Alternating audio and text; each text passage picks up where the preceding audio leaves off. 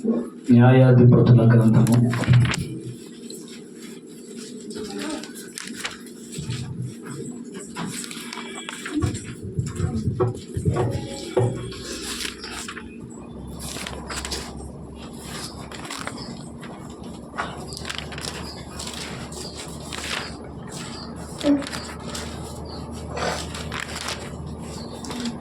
11వ అధ్యాయం. న్యాయాధిపతుల గ్రంథము 11వ అధ్యాయము 11వ వాక్యాన్ని చదువుకున్నాం. నేను చదువుతున్న జాగ్రత్తగా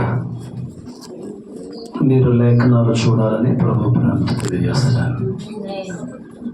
కాబట్టి యెఫ్తా గిలాదు పెద్దలతో కూడా పోయినప్పుడు జనులు తమకు ప్రధానునిగాను అధిపతినిగాను అతను నియమించుకున్నది. అప్పుడు యెఫ్తా మిస్పాలో యెహోవా సన్నిధిని తన సంగతంతయు వినిపించును. ప్రార్థన చేసుకుందాం. తల్లి పరిశుద్ధుడా, ప్రేమాస్వరూపి, దయగలిగిన మా తండ్రి, నీ ఘననామానికి మహిమ చెల్లిస్తూ ఈ పగటి కాల సమయంలో మరొకసారి మీ పాదాలు పట్టుకోవటానికి ప్రభువా మీరు ఇచ్చిన కృపను బట్టి నీ ఘననామానికి మహిమ చెల్లిస్తున్నాం.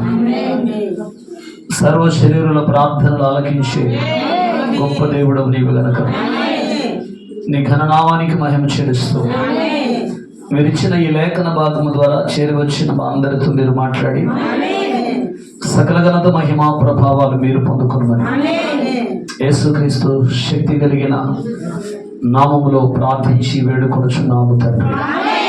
ఆమేన్. కూర్చుందాం.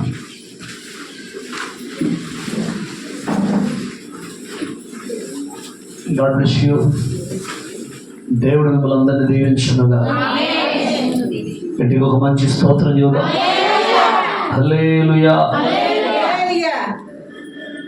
చాలా ప్రాముఖ్యమైనటువంటి మాటను కూర్చో అటు ఇటు తెరని కూడా పిల్లల్ని కూర్చోాలో చోట. న్యాయాధిపతుల గ్రంథము 11వ అధ్యాయం. ఈ 11వ వాక్యములో ఒక ప్రాముఖ్యమైనటువంటి మాట. ఇక్కడ యెఫ్తా అనేటువంటి ఒక వ్యక్తి మనకి కనపడతాడు. దేవునికి స్తోత్రం. విశ్వాస జీవితంలో శ్రమలు మన జీవితంలో ఎదురైనప్పుడు, శోధనలు ఎదురైనప్పుడు, అందరూ మనల్ని విడిచిపెట్టినప్పుడు, లోకమంతా శూన్యమైనటువంటి పరిస్థితుల్లో ఉన్నప్పుడు దేవుని ప్రజలముగా దేవుని సన్నిధిలో మనము కనిపెట్టుకోగలిగినటువంటి ఒకే ఒక వ్యక్తి, ఆయనే ప్రభువైనటువంటి యేసుక్రీస్తు. లోకంలో ఎవడు ఆదరించినా ఆదరించకపోయినా ఆదరించేవాడు, లోకంలో ఎవరు ధైర్యపరిచినా ధైర్యపరిచే దేవుడు, ఆదరించే దేవుడు, ధైర్యపరిచే దేవుడు, బలపరిచే దేవుడు, నేను మిమ్మల్ని అనాథలుగా విడవనని వాగ్దానము చేసినటువంటి దేవుడు, సర్వశక్తిమంతులైనటువంటి దేవుడు, ఆయన మనకు తోడై ఉన్నాడని సంగతి ఎప్పుడూ కూడా మనము మరిచిపోకూడదు. దేవునికి స్తోత్రం. శ్రమలు ఎదురైనప్పుడు, కష్టం ఎదురైనప్పుడు, శోధన ఎదురైనప్పుడు, ఇరుకులు ఇబ్బందులు ఎదురైనప్పుడు ఒకటే నువ్వు చేయాల్సిన పని ఏంటంటే ఆయన సన్నిధిలో కూర్చొని శ్రమ ఏదైనా, కష్టం ఏదైనా, బాధ ఏదైనా దేవుని సన్నిధిలో ఆయనకు మాత్రమే చెప్పాలి. దేవునికి స్తోత్రం. యెఫ్తా చేసినటువంటి ప్రాముఖ్యమైనటువంటి పని అదే. యెఫ్తా మిస్పాలో యెహోవా సన్నిధిని తన సంగతంతయు వినిపించును. దేవునికి స్తోత్రం. ప్రార్థన ఆలకించువాడు ఆయన, సర్వ శరీరుల ప్రార్థనలు ఆలకించేవాడు ఆయన, జీవము కలిగిన దేవుడు ఆయన. ఆయన చెట్టు కాదు, రాయి కాదు, ఆయన పుట్ట అంతకన్నా కాదు, ఆయన బ్రతికి ఉన్నటువంటి దేవుడు, జీవము కలిగిన దేవుడు, భూత వర్తమాన భవిష్యత్ కాలములో ఉన్న సర్వాధికారము కలిగినటువంటి సర్వ శరీరుల ప్రార్థనలు ఆలకించే దేవుడు ఆయన. ఆయనకే చెప్పాలి. హల్లెలూయా. నువ్వు ఏ స్థితిలో ఉన్నా, ఏ పరిస్థితులలో ఉన్నా, ఏ పరిస్థితుల మధ్యలో వెళ్తున్నా, హల్లెలూయా, నమ్ముకొనదగిన సహాయకుడు ఆయన మాత్రమే.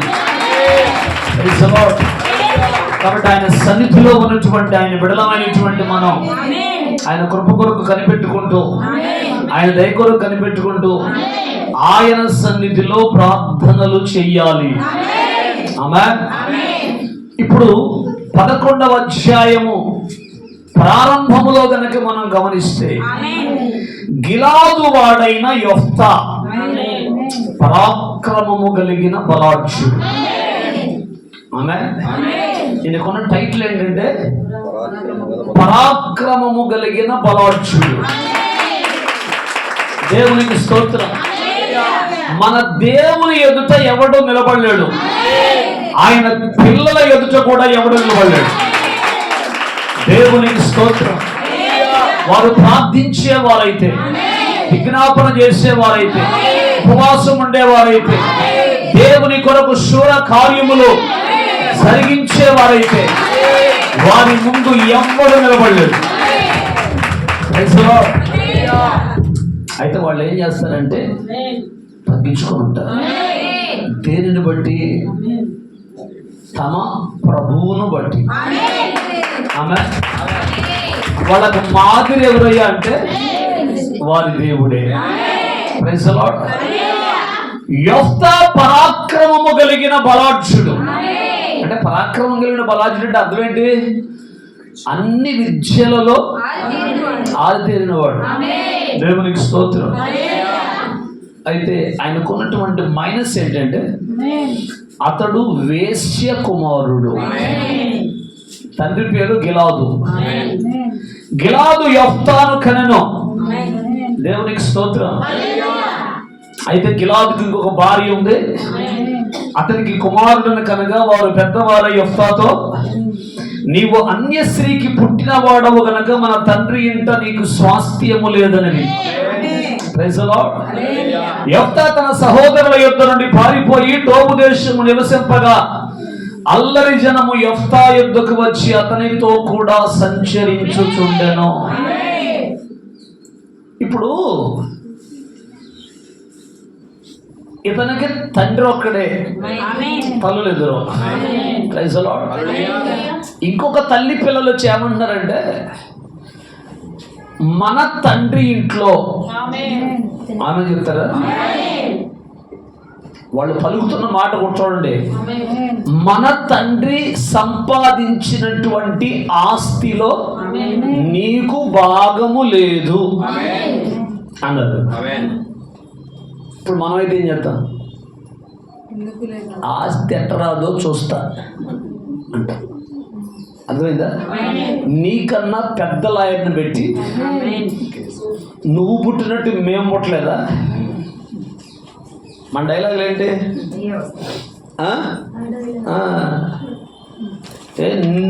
నువ్వు పుట్టినట్టు మీకు నువ్వు పుట్టినట్టు మేము పుట్టలేదా? మా అమ్మ భార్య కాదా? మీ అమ్మేనా భార్య? ఎట్టరాదో చూస్తారా అని చెప్పి ఏం చేద్దాం? సవాల్ చేసి ఎంతవరకైనా తన్నుకొని కొట్లాడుకొని కేసులు పెట్టుకొని జైలుకి పోయి వాయిదాలు తిరుగుతూ ఉంటాం. చెప్పండి. తెలివి కలిగిన వాళ్ళు, దేవుని పిల్లలు, ఆమె దేవుని భయం కలిగిన వాళ్ళు ఇట్లాంటి దేశ లేరు. పానిపోతే అందుకంటే దేవుడు ఇస్తాడు. అర్థమైందా? వాళ్ళు ఎవరు నీకు? రక్త సంబంధులే కదా, బయట వాళ్ళు కాదు కదా. దేవునికి స్తోత్రం. రెండు చేతులు పైకి. సహోదరుడే కదా, సహోదరులే కదా. ఇది ఎవరి మనస్సు? క్రీస్తు మనస్సు. అందుకే ఫిలిప్పి 2:5 చెప్తాడు, క్రీస్తు యేసునకు కలిగిన ఈ మనస్సు. ఇన్ని ఇచ్చిన దేవుడు వాడు ఒక ఎకరం తీసుకుంటే మాత్రం ఇగిపోతాడా? ఇన్ని ఇచ్చినటువంటి దేవుడు ఇంకా మిగతా ఇవ్వకపోతాడా? పాని పనికి మాలినాడు అని చెప్పి ఏం చేయాలి? చెప్పండి గట్టిగా. దుష్ట సాంగత్యము మంచి నడవడిని చెరుపును వదిలేయాల. వాడు చెడిపోయినాడు తగాదు ఎందుకు? చెడిపోయిందంత తగాదు ఎందుకు? తీసుకోపా సైతానికా బేటా అని చేయాలి, వదిలేయాల.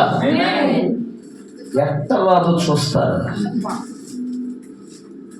నువ్వు పుట్టినట్టు మేము పుట్టలేదు అనుకున్నావా? చాలా కుటుంబాల్లో ఈరోజు ఈ గొడవలే ఎక్కువ ఉన్నాయి. దేనికాడ? ఆస్తుల కాడ. కానీ యెఫ్తా దేవుని భయము కలిగిన వాడే. అసలు వాళ్ళ కాడ ఉండకుండా పారిపోయాడు. పొద్దున లేచి పాపిష్ట మొహాలు ఆడదోరాలని చెప్పి, పొద్దున్న ఈ దరిద్ర మొహం ఆడదోస్తామని చెప్పి అక్కడ నుంచి లేచి పారిపోయాడంట. నీతి కలిగిన వాళ్ళు చేసే పనులు అయ్యి. అదే దానికి నువ్వు చల్లనోడు, శాతకానోడు, లోకంలో రకరకాల పేర్లు పెట్టుకో, అయినా ఇబ్బంది లేదు. అదేదా? తగ్గించుకో, దీవించబడతావు. తగ్గించుకో, లోపడు, దీవించబడతావు. ఊరికే పాట పాడుకోవడం కదా. కోల్పోయినవన్నీ నాకు నువ్వు ఈ సైతాన్ అంటాడు. అర్థమవుతుందా? మన తండ్రి ఇంట్లో నీకు స్వాస్థ్యము లేదురా బాయ్ అంటే వీళ్ళతో తగాదు ఎందుకని చెప్పేసి అక్కడి నుంచి ఏం చేశాడు? తన సహోదరుల యుద్ధ నుండి పారిపోయి టోబు దేశంలో నివసించనిపోయాడంట. అర్థమవుతుంది నీకు? హల్లెలూయా. మనోడిని తీసుకుపోయి గోతులో పడేస్తే ఏం చేశాడు? దుర్మార్గులారా, దుష్టులారా, చిన్నపిల్లవాడిని కింద ఎత్తారా అన్నాడా? తీసి మళ్ళీ ఏం చేశారు? మిద్యానీయులకి అమ్మేశారు. అమ్మేస్తే ఏమన్నా అన్నాడా? ఏమి నేర్చుకుంటున్నాడు యేసుప్రభుని చూసి? అలా ఆయన మౌనముగా ఉండెను. మౌనంగా ఉంటూ శాతకంద అనుకున్నావా? చూసిరా మా దెబ్బకి పారిపోయి. సింహం అంట 2 అడుగులు వెనక్కి వద్దంట. ఎందుకు? ఓడిపోతానని కాదు, ఓడిపోయానని కాదు, టైం కొరకు కనిపెట్టుకొని కొడితే కుంభస్థలం పగిలిపోతుంది.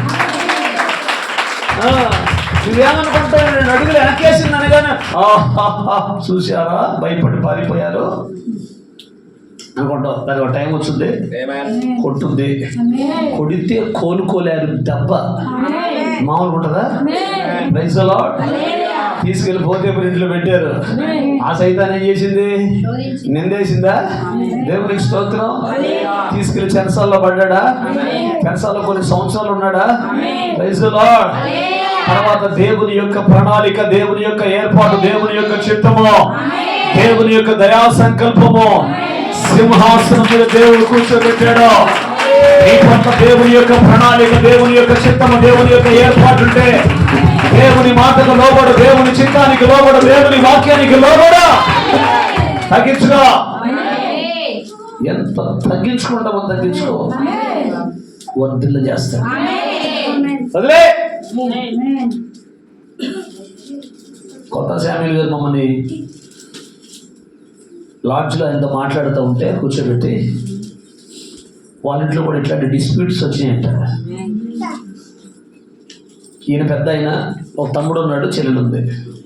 వాళ్ళ నాన్నగారు చనిపోయిన తర్వాత ఆస్తుల కాడ తేడాలు వస్తే ఒకటే ఒక మాట చెప్పాడంట చెల్లెలతో, తమ్ముడితో, మీకేం కావాలో తీసుకోండి, నానిచ్చిన మొత్తం, నానిచ్చిన ఆస్తిలో మీకేం కావాలో మొత్తం తీసుకోండి.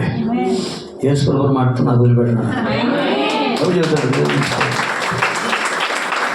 ఏసైనా మాత్రం వదిలిపెట్టంట. మొత్తం తీసుకుని ఏం కావాలంటే తీసుకోలేసాడంట.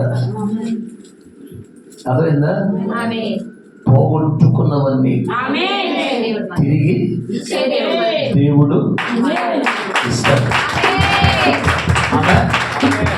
ఓన్లీ బిలీవ్, కేవలం నమ్ము. But all things are possible. నమ్ముట నీ వలనైతే నమ్మువానికి సమస్తము సాధ్యం. నాకు ఇచ్చాడండి. యోబుని మీరు చూసారా? యోబుని మీరు చూసారా? చూసారా? ఏ యోబు? పక్కన పడి యోబు కాదు, ఊసు దేశంలో ఉన్న యోబు. చూసారు యోబు? యోబు పోగొట్టుకునేది దేవుడు ఇచ్చాడు. యోబు ఎవరో మనకు తెలియదు. Praise the lord. మీ కళ్ళ ముందే నేను కనపడుతున్నాను కదా. అన్ని పోగొట్టుకొని ఏమీ లేని స్థితిలో నుండి దేవుడు ఏ రేంజ్ తీసుకొచ్చాడు. ఆయన తలుచుకుంటే ఏదైనా చేయగలడు. ఏదైనా ట్విస్ట్ అంటే లోబడు, తగ్గించుకో, దీన మనస్సు కలిగి ఉండు, ప్రార్థన చేయి. మొదటి ప్రాధాన్యత ఆయనకే ఇయ్యి. గొడవలొద్దు, తగాదలొద్దు, కోర్టులొద్దు, కేసులొద్దు. లేదు, నేను బావాల్సిన కేసు కాదు. ఎకరం కాడ అరెకరం అమ్మి కేసు కట్టిందండి డబ్బులన్నీ.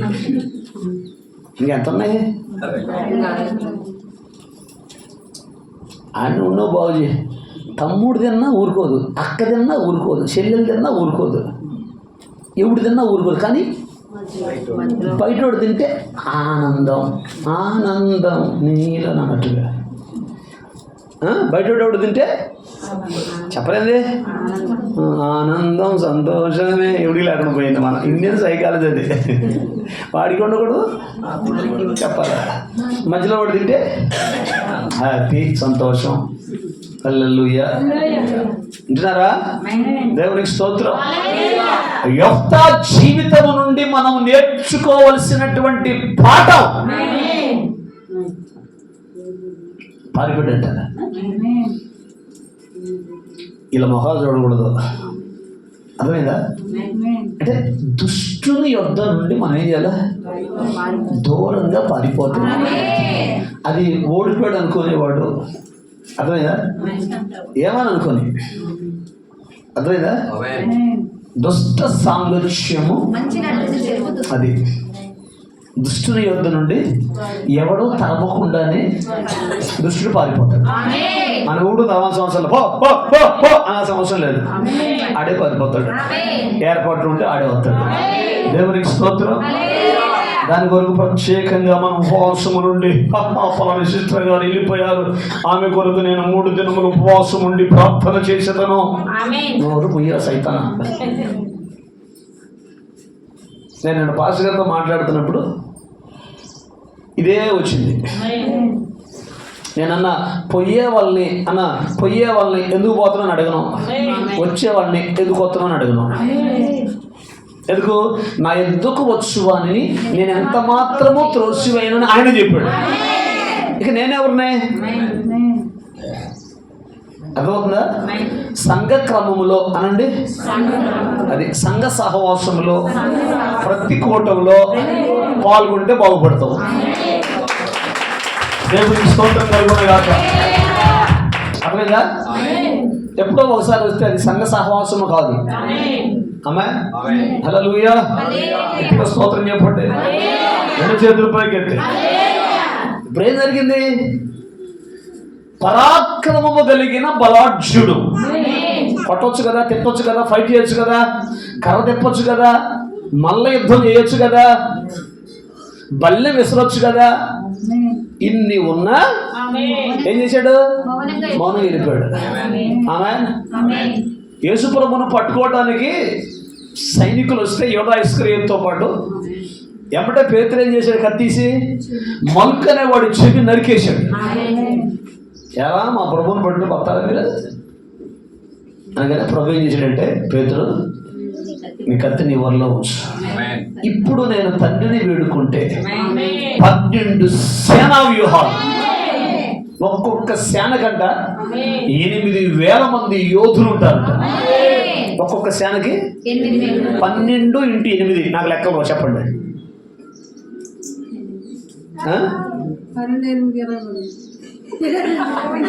అనుకుంటారు 72,000 మంది యోధులు అనుకుంటారు.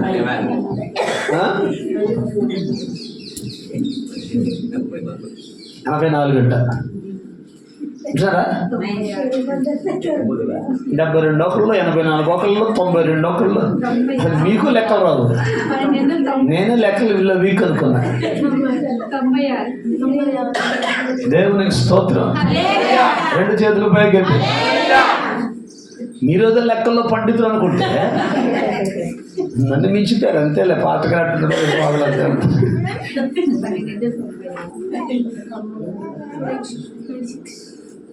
అర్థమవుతుందండి. అంతమంది యోధులు దిగొస్తారని నేను ఇప్పుడు వేడుకుంటే రోమా సామ్రాజ్యాన్ని ముక్కలు చేస్తారు. కానీ నేను వచ్చినందుకు కాదు, నా ప్రణాళిక అది కాదు, నా ఏర్పాటు అది కాదు. అందుకని ఏం చేశాడు? బొచ్చు కత్తిరించు వాని ఎదుట గొర్రె పిల్ల ఏలాగు మౌనముగా ఉండేనో యెషయా 53లో చెప్తాడు. ఆయన మౌనముగా ఉండేను. దేవునికి స్తోత్రం కలుగునుగాక. ఈ క్రిస్మస్ పండుగ దినాలలో భక్తులు మౌనంగా ఉండటం మంచిది. ఎంతమంది ఎన్ని రకాలుగా లేచిన మౌనంగా ఉంటే తిట్టే వాళ్ళని, దూషించే వాళ్ళని, తోడయ్యారమ్మా ఈ బజార్న, కూర్చోలేకపోతున్నామమ్మా, ముఖాలు చూడలేకపోతున్నామమ్మా అనే వాళ్ళని దేవుడు కనపడకుండా చేస్తాడు.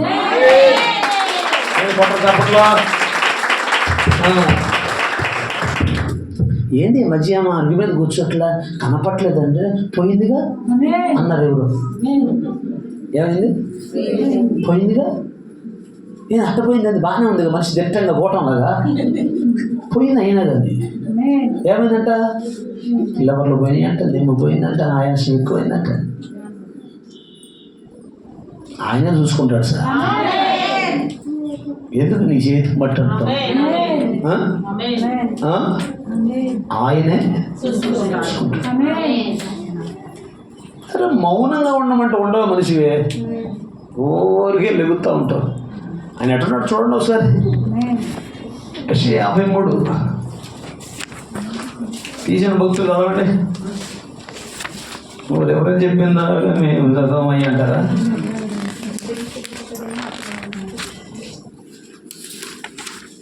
బారింపబడిన అతడు నోరు తెరవలేదు. అది వదకు తేబడిన గొర్రె పిల్లయు బొచ్చు కత్తిరించి వారి ఎదుట గొర్రెయు. 7 నుంచి చదువుతామా? 7 నుంచి. అతడు దౌర్జన్యము నొందెను. అమ్మా, యేసయ్యనే దౌర్జన్యం చేశారంట. ఇప్పుడు నిన్ను నన్ను ఎందుకు చేయరు? యేసయ్య మీదకే దౌర్జన్యం. బాబు, ఇంత దుర్మార్గం ఏమన్నా ఉందా? అతడు దౌర్జన్యము నొందెను. అది బాధించినా నోరు తెరవలేదంట. అస్సలు మనమైతే కాలు దూకుతుంది కదా, రా నీకు యేసు ప్రభుకే ఆకాశానికి భూమికి అంత అంత దూరం ఉంది. నీకు యేసు ప్రభుకి చూసుకుందాం రా అని చిటికేస్తాం మనమైతే. ఆయన ఏం చేసాడట? బాధించబడిన నోరు తెరవలేదు.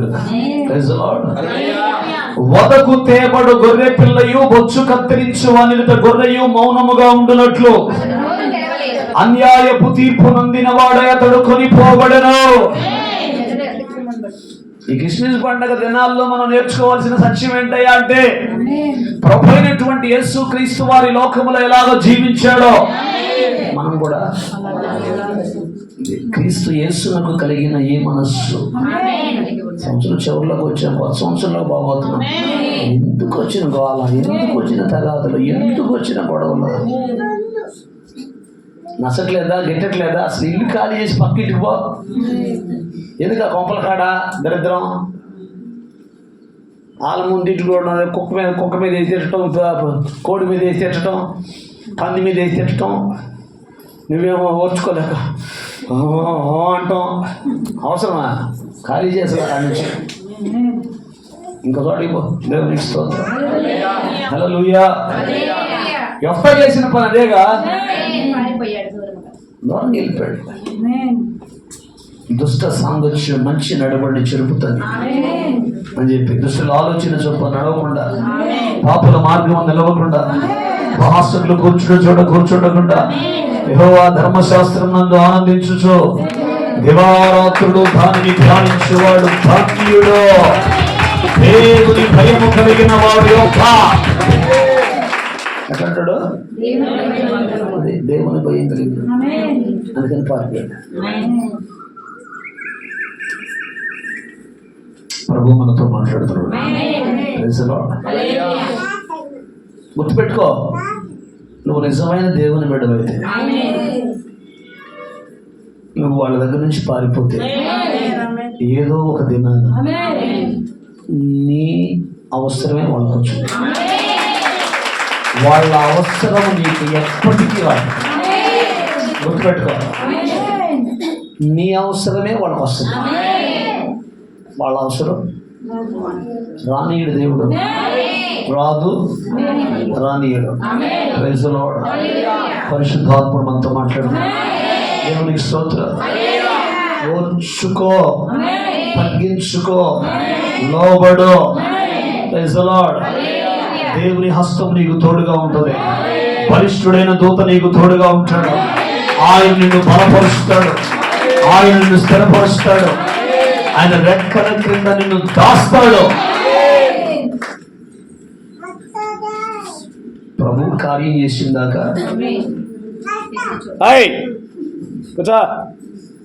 Wait and see. ప్రభు కార్యం చేసిందాక అదే మోషే చెప్తాడు కదా, ఎర్ర సముద్రం కాడ, యెహోవా నేడు మీకు కలుగజేయబో కార్యం మీరు ఊరకనే ఇంకెంతకాలం అయ్యా అప్పుడు చేస్తే కేసు నీ మీదకి రాదు. ఇప్పుడు నీ మీదకి వాళ్ళు లేవగానే మరుసటి రోజే వాళ్ళ కాలో చేయి పడిపోయింది అనుకో, ఏం చేస్తారు? అదే మనకి ఏదో చేపించినట్టుంది అని మన మీద కేసు పెడతారు. అదే 1 సంవత్సరం తర్వాత పడిపోయింది అనుకో, నేను ఉండాలేనయ్యా, అసలు నీ చేతికి అంటకుండా దేవుడే చేసేస్తాడు. నీ మనసు ఏంటి? ఎప్పుడో కలగాలి ప్రభు మన మీద గౌండితో వాడు అమ్మటి చచ్చిపోవాలా? నో సార్, దేవుడు ఇప్పుడు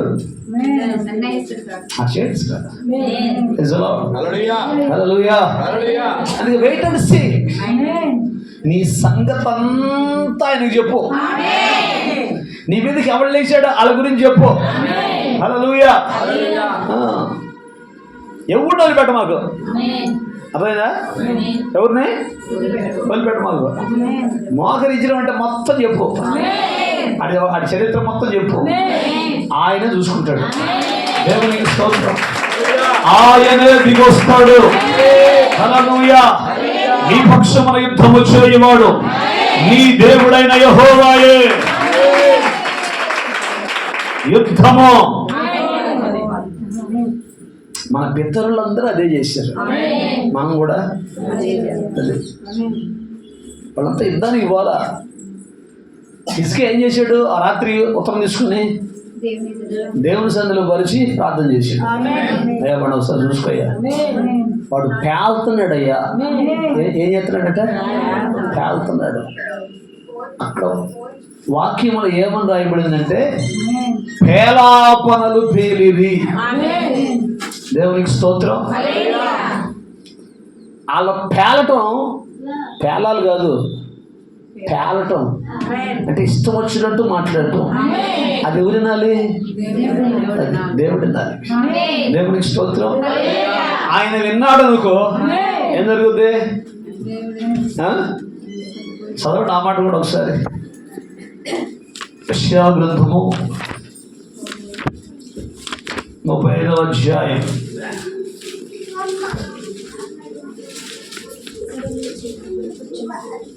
జీసస్.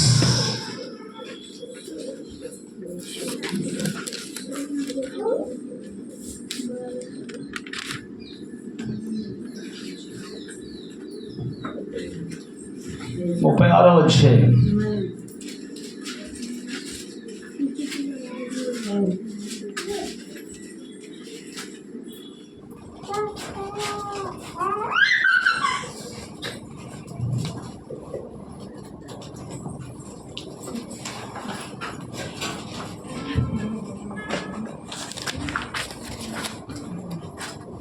Jesus mighty name.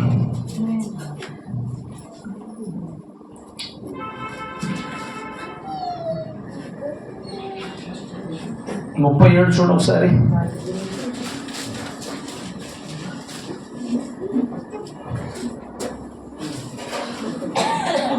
ముప్పై 37:14. హిజ్కియా దూతల చేతిలో నుండి ఆ ఉత్తరము తీసుకొని చదివి యెహోవా మందిరంలోకి పోయి యెహోవా సన్నిధిని దాన్ని విప్పి పరిచి యెహోవా సన్నిధిని ఇట్లా ప్రార్థన చేసెను. దేవునికి స్తోత్రం. హల్లెలూయా. గట్టిగా హల్లెలూయా. ఆ ప్రార్థనకు దేవుడు జవాబిచ్చాడు. దేవునికి స్తోత్రం. ఆ రాత్రే ఒక దూతను పంపించాడంట. ఆమేన్. హల్లెలూయా. ఆ దూత ఏం చేసింది తెలుసా? ఎంతమంది చంపేసింది? చదవలేమండి.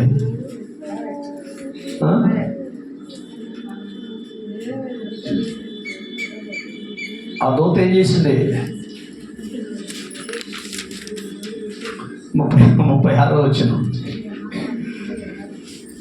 చదవండి. 37, 36 అంతటా యెహోవా దూత బయలుదేరి రిఫరెన్స్లు చెబితే తప్ప చదవరా? దేవునికి స్తోత్రం. అష్షూరు వారి దండుపేటలో వచ్చి 85,000 మందిని మొత్తెను. 185,000 మందిని మొత్తెను. గట్టిగా స్తోత్రం చెప్పండి. ఈ పేలాపనలు పేలిరి అనే మాట కూడా ఈ 2 అధ్యాయాల్లో ఉంటుంది. ఎక్కడ ఉంటుందో కొంచెం చూసి నాకు చెప్పండి. దేవునికి స్తోత్రం. వాళ్ళు పలికినటువంటి ఎక్స్ట్రా మాటలు. దేవునికి స్తోత్రం. దేవునికి అందుకే కోపం వచ్చిందంట. అర్థమవుతుందండి? Praise the lord. 2 చేతులు పైకెత్తి. కాబట్టి ఏంటంటే దేవుని బిడ్డల జోలికి ఎవడైనా వస్తే అని ఏం చెప్తాడు? దేవుడే చూసుకుంటాడు. దేవునికి స్తోత్రం. Praise the Lord. రాగల దినాల్లో అంటారా, నువ్వు వాళ్ళకు అవసరం కాదు, నీ అవసరమే వాళ్ళకు వచ్చుంది. దేవునికి స్తోత్రం. ప్రభు మనతో మాట్లాడుతున్నాడు. 2 చేతులు పైకెత్తి. 2 చేతులు పైకెత్తి. హల్లెలూయా. అందుకే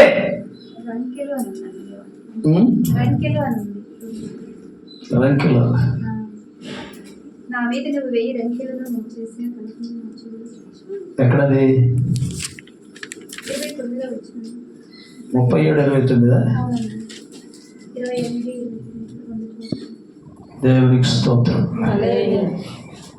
అయితే వాళ్ళు పేలాపనలు పేలిరి అనే మాట కూడా సరే నేను మీకు తర్వాత చెప్తాను. అది దేవునికి స్తోత్రం. హల్లెలూయా. అయితే హిజ్కియా చేసినటువంటి ప్రార్థన చూడండి ఒకసారి. 37:14 నుంచి మీరు గనక చదివితే దేవునికి స్తోత్రం. హల్లెలూయా. ఆయన చేసినటువంటి ప్రార్థనకు దేవుడు జవాబిచ్చి హల్లెలూయా. అంటే మనం చేసేటువంటి ప్రతి ప్రార్థనలకు దేవుడు తప్పనిసరిగా జవాబిచ్చేటువంటి దేవుడు. దేవునికి స్తోత్రం. ఇదే సంగతి 2వ దినవృత్తాంతాల్లో కూడా ఉంటుంది.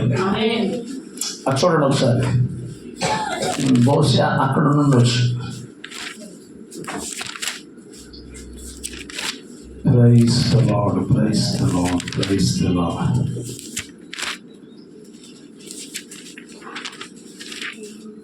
Thank you, Jesus.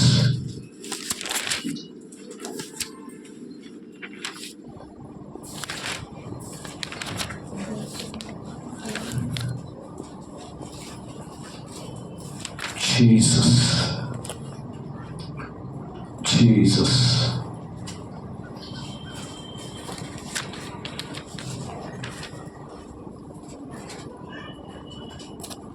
రెండవ దినవృత్తాంతముల గ్రంథము 32వ అధ్యాయం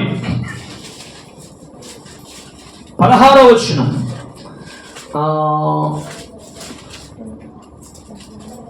12 చదువుదామా?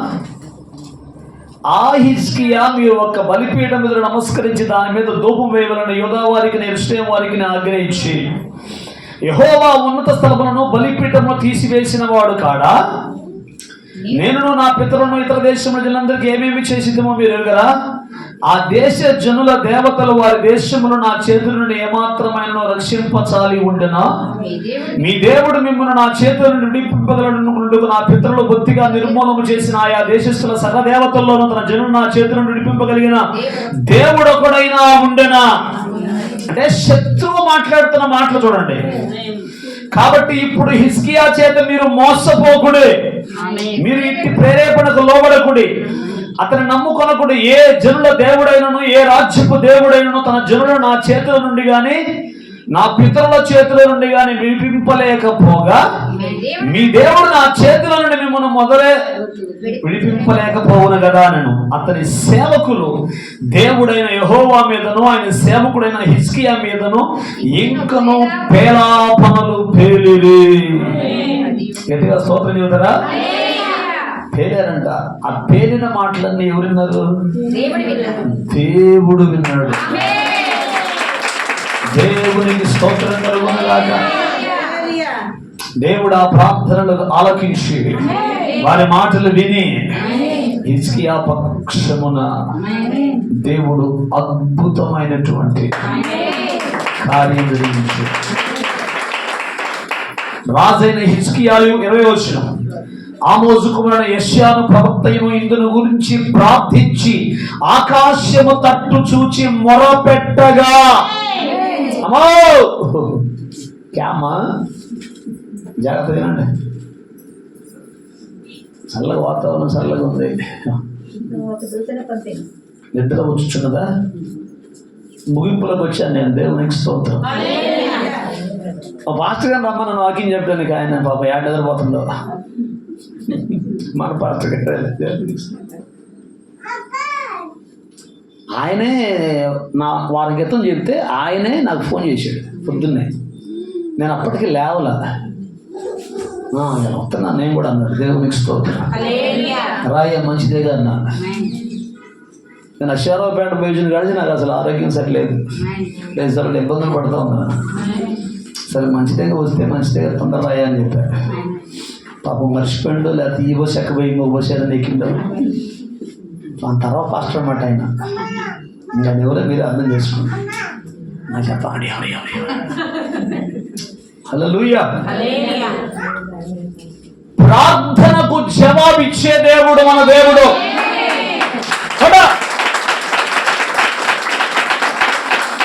ఆయనకి ప్రార్థన చేయి. మనుషులు చెప్పాక చీప్ అయిపోతా, మనుషులకు చెప్తే చీప్ అయిపోతా. నీ బాధ నీ కష్టం. ఇంటికి పోయి ముద్దులాడా మా మెత్తనే ఏనా వాడు మా ముందు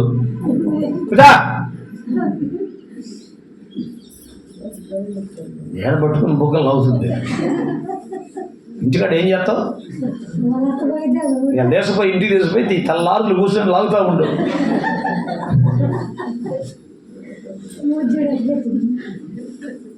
గట్టిగా 2 చేతులు పైకి స్తోత్రం. హల్లెలూయా. అర్థమవుతుందా? ఆడు పలికినటువంటి ఆ పేలాపనలన్నీ ఎవరున్నారు? మీరే మళ్ళీ ఎదురు తిట్టాల్సిన అవసరం లేదు. అట్ట అయిపోతావు. దేవుడు నన్ను అంటున్నావు నాశనం అవుతావు, నేను అంత భక్తురాలు, నేను ప్రార్థన చేశానంటే మామూలుగా ఉండదు అనకూడదు. నువ్వు అర్థమైందా? ఏ ప్రార్థన చేస్తున్నావు? మార్చు ఆయనదే కదా చెప్తా.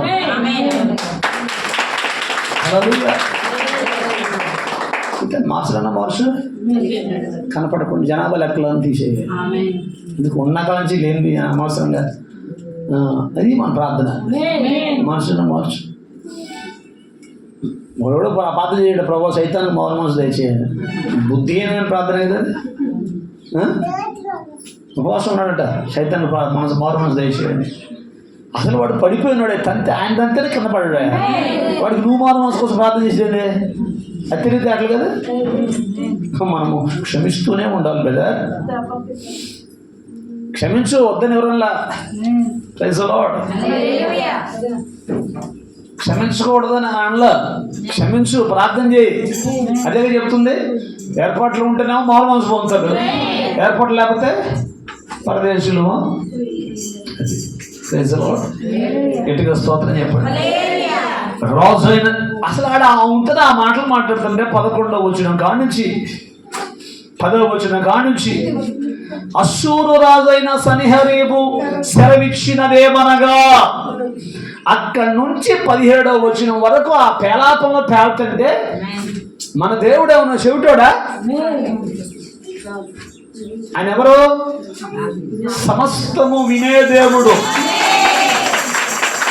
చూచుచున్న దేవుడు, ప్రార్థనలు ఆలకించే దేవుడు, మన శత్రువు పలుకుతున్న ప్రతి మాట వినే దేవుడు. ఏం లేదు, ప్రార్థన చేయి. ప్రభువా నీకు అప్పగిస్తున్నా, మాట్లాడి నువ్వు వినయ్యాలి. ఎట్టు పడితే అటు మాట్లాడు అని ఏం లేదు. నువ్వు ఊరక ఆయనకు అప్పగిచ్చి నెలకొని శుభ్రంగా తిట్టంగా నిద్రపో. ఆమె నేనే భక్తి కలిగిన దాన్నైతే తెల్లవారే లోపల అని అన్నమాకు ఏలియాలాగా ఆయనకు అప్పు చెప్పి నెలకు చూస్తూ ఉండు. ఆమె ఏర్పాట్లో ఉంటే నీ దగ్గరికి వచ్చి క్షమాపణ చెప్పి నేను కూడా చర్చిలో సంఘంలో చేస్తాను అంటాను. ఏర్పాట్లో కనుక లేకపోతే ఆమె అగ్నినందకాల్లో జలప్రలయం వచ్చి దేవునికి స్తోత్రం. రాజైన హిజ్కియాయు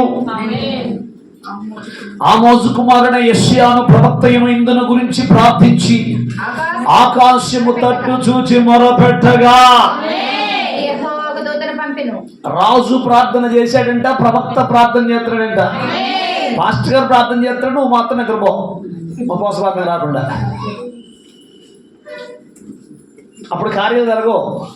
నువ్వు ప్రార్థన చేయాలి, సేవకుడు ప్రార్థన చేయాలి. ప్రవక్త ఒకటే ప్రార్థన చేస్తాడు, నేను పోయి పండుకుంటాను. రాజుగారు పోయిండా? ఏం చేశారు? యెహోవా ఒక దూతను పంపెను. Praise the Lord. ఒక్క దూత వచ్చి ఏం చేసింది?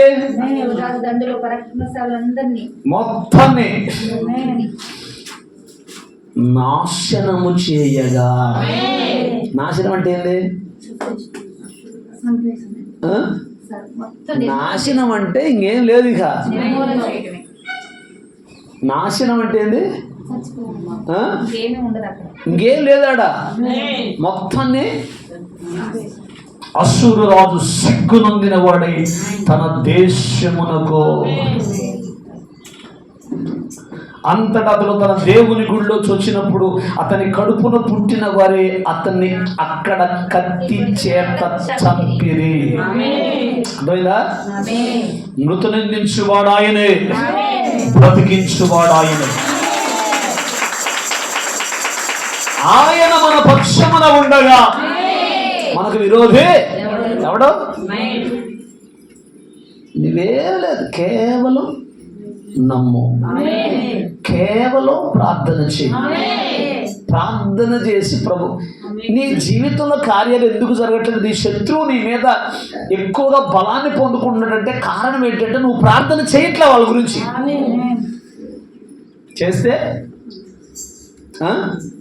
మనం అనుకుంటాం ఏందో ఫాస్ట్ గారు 5 రోజులు ప్రార్థనలు పెడతాడు, నెల మొదట్లోనేమో కృతజ్ఞత అంటాడు, నెల చివరిలోనేమో శతపాటు అంటాడు. ఆయనకేం పనే పాట. ఈ ప్రార్థనలే నీ కుటుంబానికి క్షేమాన్ని ఇస్తుంది. ఈ ప్రార్థనలే శత్రువుని కనపడకుండా చేస్తుంది. ఇదే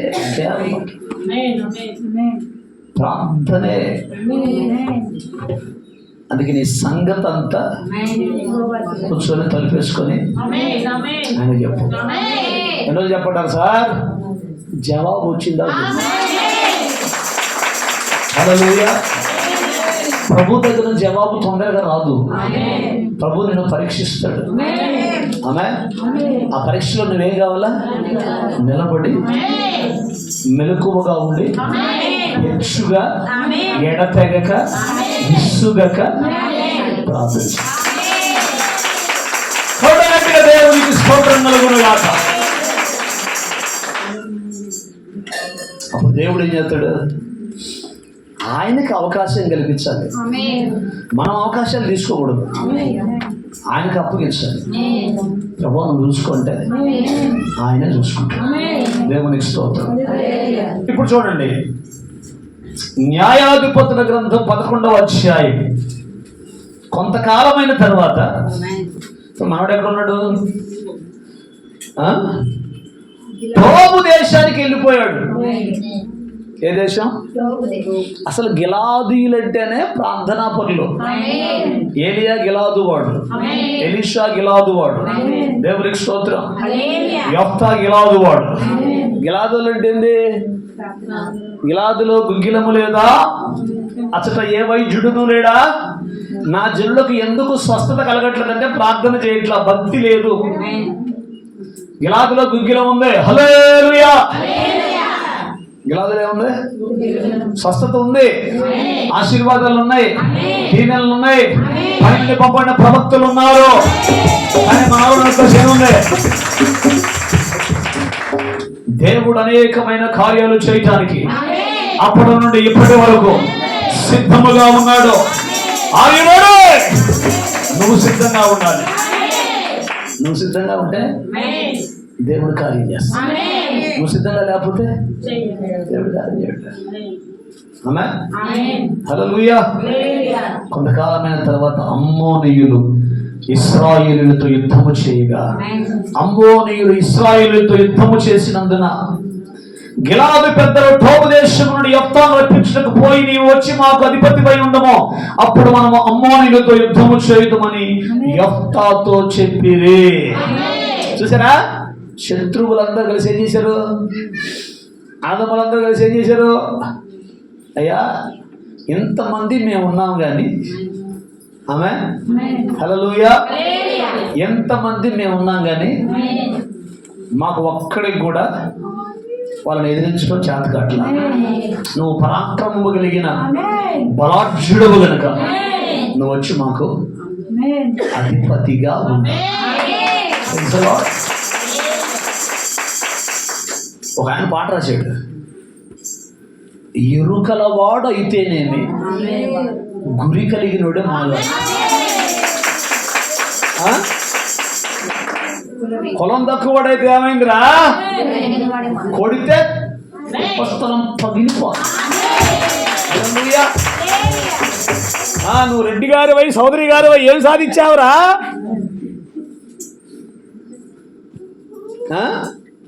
ఏం సాధించాడు?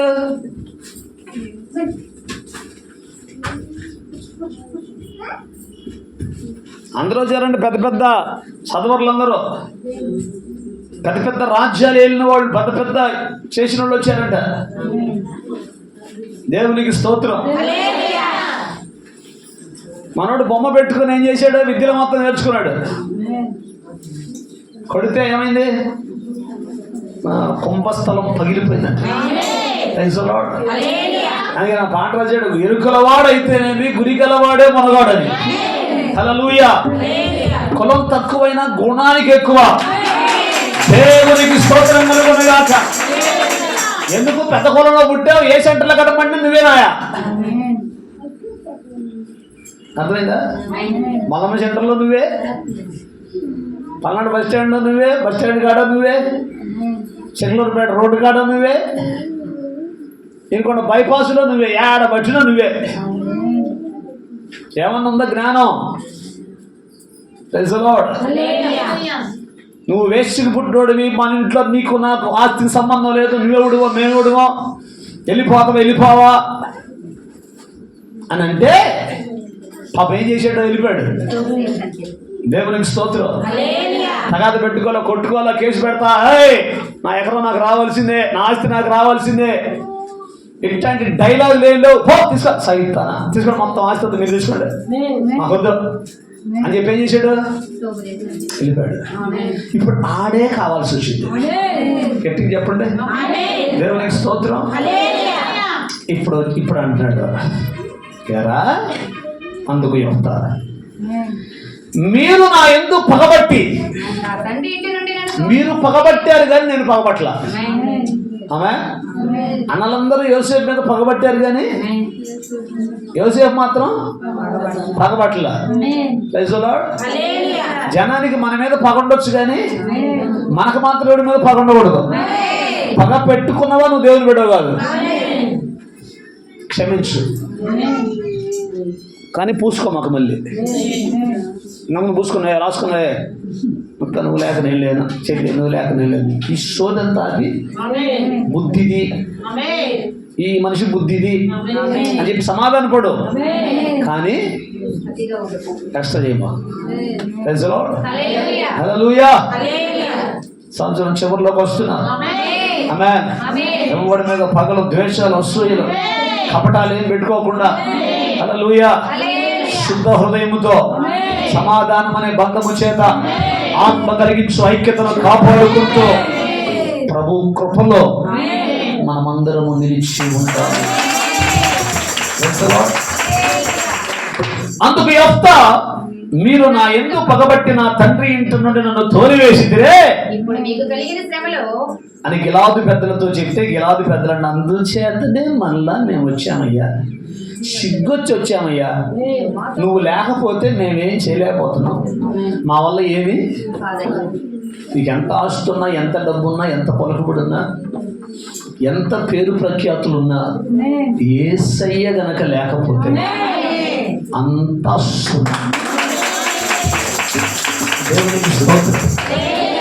ఆయన ఉంటేనే ఆశీర్వాదం, ఆయన ఉంటేనే దీవెన, ఆయన ఉంటేనే సమాధానం. కొంతమందికి ఎంత ఆస్తున్నా ఏముండదు వాళ్ళ జీవితంలో, సమాధానం ఉండదు, నెమ్మది ఉండదు, దీవెన ఉండదు, ఆశీర్వాదం ఉండదు. కారణం ఏంటంటే వాళ్ళలో దేవుడు లేడు, వాళ్ళలో దేవుని ఆత్మ లేదు, వారు సమాధాన పడటానికి సిద్ధముగా లేరు. ఆమె గట్టిగా స్తోత్రం చెప్పండి. చేతులు పైకెత్తి.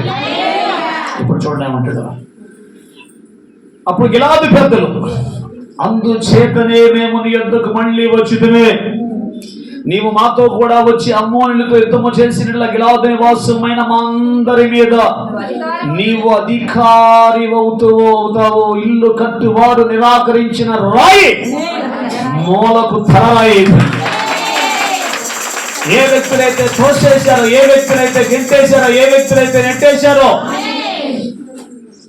నీకు ఇందాక చెప్పా ఒక చోట కూర్చోమని, ఇగా అటు ఇటు తిరగొద్దు, ఒక చోట కూర్చోమన్నా. జాగ్రత్త, నీ ఇష్టం. దేవునికి స్తోత్రం. ఇల్లు కట్టువారు నిరాకరించిన రాయి మూలకేమైంది? తల అయిపోయింది. ఎవరైతే తోసేశారో, ఎవరైతే నెట్టేశారో, తిరిగి వాళ్ళే యోసేపు కాడికి వచ్చారు, యెఫ్తా దగ్గరకు వచ్చారు, నీ దగ్గర కూడా వస్తారు. నిన్నెవరు తోసేశారు, నిన్నెవరు తీశారు, నిన్నెవరైతే గేలి చేశారో, నిన్నెవరైతే అవమానాలు పాలు చేశారో, వారే తిరిగి మరలా నీ యొద్దకు వచ్చి నీకు సాగిల పడేటువంటి దినము ఒకటి రాబోతుంది. హల్లెలూయా. యెఫ్తా వలె తగ్గించుకో, యెఫ్తా వలె లోబడి, యెఫ్తా వలె దేవుని సన్నిధిలో నేను నీవు దేవునికి సమర్పించుకో. Praise the lord. గట్టిగా స్తోత్రం చెప్పండి. 10వ వచనం,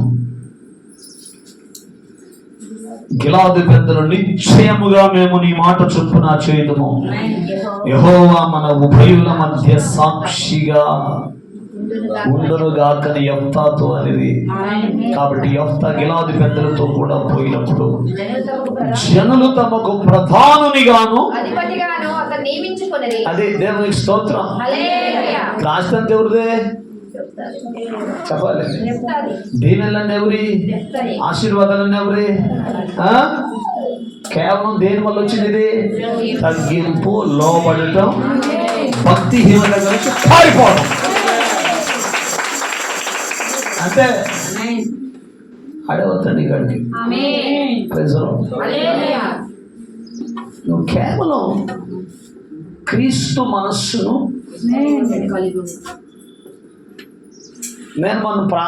మొన్న నేను ఫోన్ చేసి పాస్టర్ శ్రావణ పాస్టర్తో మాట్లాడతా, ఏదో నీ మనసు మాకు రావట్లేదయ్యా అన్న.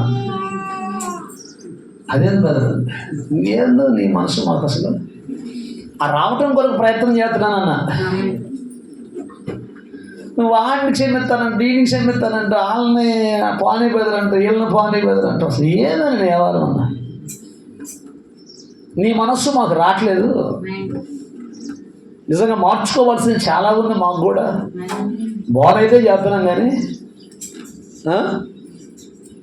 ఈరోజు ఈ వర్తమానం నాకు కూడా ఒకరోజు కాదు, నేను ఎక్కడ వర్తమానం చెప్పినా ఆ వర్తమానం నాకు కూడా. దేవునికి స్తోత్రం. నాతో కూడా దేవుడు మాట్లాడుతూ ఉంటాడు. దేవునికి స్తోత్రం. 2 చేతులు పైకెత్తి. కాబట్టి ఏం జరిగింది? నేను అధిపతిని అయ్యాను, నేను అధికారిని అయ్యాను, ఓహో నన్ను అట్లా ఉంచారు ఇట్లా ఉంచారని మౌనంగా లేడు. జరిగిందంతా కూడా దేవుడు చెప్తున్నాడు. హల్లెలూయా. ప్రభు ఒకప్పుడు నన్ను అటు చేశారు, ప్రభు ఒకప్పుడు నన్ను ఇటు చేశారు, ప్రభు నన్ను ఒకప్పుడు తోసేశారు, ఎన్నిక లేకుండా చేశారు. కానీ ఈరోజు తిరిగి నన్ను తీసుకొచ్చి ఇక్కడ కూర్చోబెట్టి, ఎంత మంచి దేవుడవేసయ్యా, ఎంత మంచి దేవుడవేసయ్యా, చింతలన్నీ తీరేనయ్యా నిన్ను చేరా.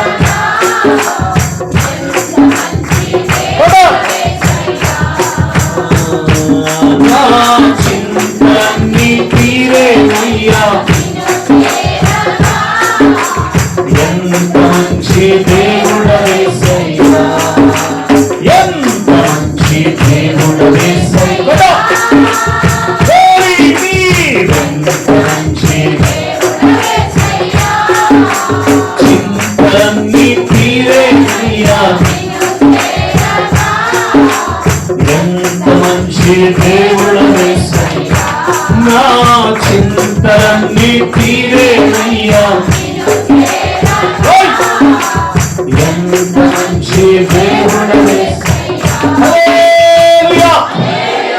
ఎంత మంచి దేవుడు అంట ఆయన.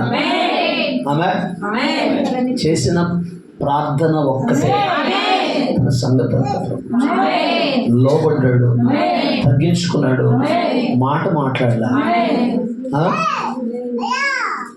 మౌనంగా ఉన్నాడు. ఆ మౌనమే ఉన్నత స్థితిలో నిలబెట్టు. మౌనంగా ఉంటే దేవుడే నిన్ను ఉన్నత స్థితిలో ఉంచుతాడు. హల్లెలూయా. హల్లెలూయా. అదాలు పెట్టుకోవడం, కొట్టుకోవడం, కేసులు పెట్టుకోవడం, కోర్టులకు పోవటం సిగ్గుగా ఉంటుంది కదా. ఎప్పుడు పోనాడు స్టేషన్కి పోతే ఏమైతే ఆ స్టేషన్లో వాళ్ళు చిన్నగా మాట్లాడతారా, తెలుగు భాషలో మాట్లాడతారండి వాళ్ళు పోలీసులు. దేవుని కాలం గొర్రెలు అంటున్నాం. దేవునికి స్తోత్రం. గొర్రెగా ఉంటేనే మంచిది, తోడేలాగా ఉండకూడదు. తల వచ్చి ప్రార్థన చేసుకుందాం.